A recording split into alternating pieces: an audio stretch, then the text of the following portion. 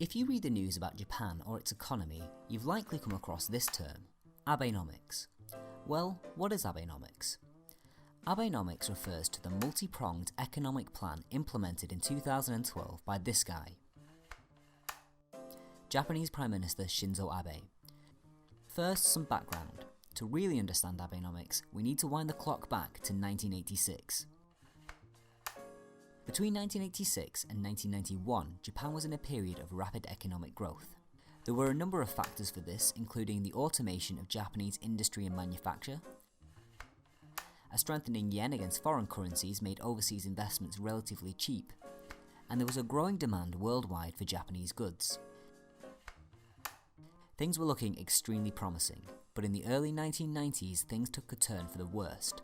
The bottom fell out on both the real estate and stock markets, which led to huge inflation, a sharp fall in the price of goods, a sharp rise in unemployment, and a recession that lasted for the next 2 decades. When Shinzo Abe was re-elected in 2012, he ran on a platform of massive changes to economic policy. Abenomics is based upon the 3 arrows of economic policy: monetary easing, fiscal stimulus, and huge structural reforms. The Economist magazine characterised the programme as a mix of reflation, government spending, and a growth strategy designed to jolt the economy out of the suspended animation that had gripped it for more than 2 decades. The first arrow is monetary easing. Shinzo Abe is putting pressure on the central bank to print more yen, increasing the amount of currency available in Japan. Basically, the plan is to flood Japan with cash in an attempt to get money moving through the economy. This has had 2 effects. First of all, it raises the price of goods within Japan.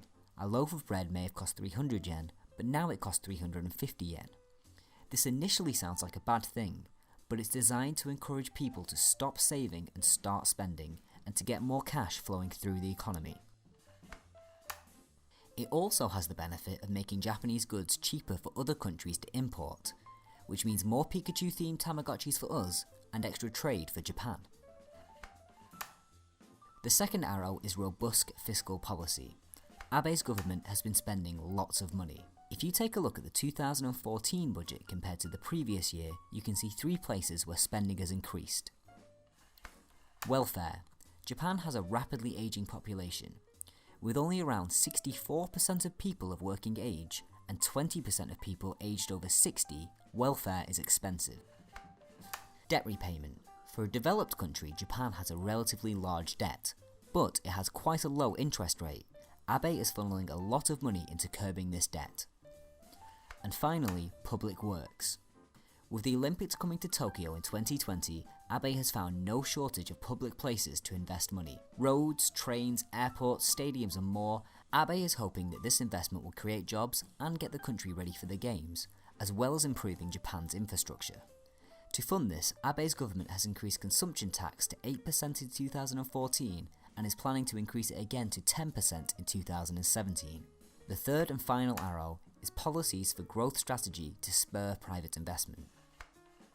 This arrow is basically a collection of different economic policies designed to increase Japan's competitiveness in international markets and to remove economic barriers from domestic businesses. It basically boils down to classic market liberalism, diversifying the Japanese labour force by trying to get more women and elderly people into work and trying to increase international trade. So, the big question, after 4 years, is Abenomics working? Well, as with anything to do with economics, it's almost impossible to answer, and there's a lot left up to personal opinion. What we do know is that Abenomics had an immediate effect on the Japanese economy. By February 2013, there was a 22% rise in the Topix stock market index, and that increased again by a further 55% in May. By the second quarter of 2013, the yen had fallen 25% against the dollar, which raised the price of importing goods like food, oil, and other natural resources. However, Abe claims that a weaker yen would eventually lead to a rise in the export of Japanese goods and invite investment from overseas. The government claims that Abenomics has created more than 1 million jobs, enabled the highest pay for 15 years, and increased share prices by more than 70% since 2012. However, even though the yen has fallen continually against the dollar, Japanese exports had not grown as much as predicted. Consumer spending has fallen, and there's evidence to suggest that Abenomics has contributed to a widening gap between the rich and poor. The true effect of Abenomics won't be fully evident for years, and opinions are divided. But when the Kyodo News put out a survey asking people if they believed that the Japanese economy had improved in the last 2 years of Abe's government, a resounding 84% of people said no. For further reading on Abenomics, you will find links for all my sources in the information box below, and feel free to click the subscribe button for more on Japanese culture, news and politics.